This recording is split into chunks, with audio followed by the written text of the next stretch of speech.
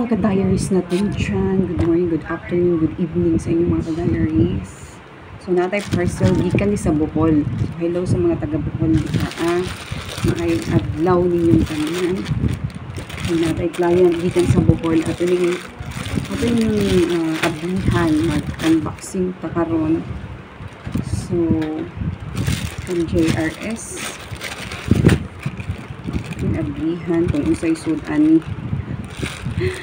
Actually, mag-renew ni siya visa.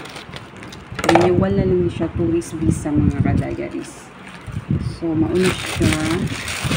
Ito ni siya i-open. So, di siya. Mauna siya yung passport. Kay mauna yung pinaka-importante. Kung mag-apply kag China visa, pinanglan na kay passport. Kay di rin man na i-stamp ang passport.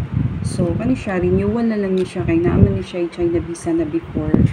Tanawa o kung ipakita. Ayan. So, yan.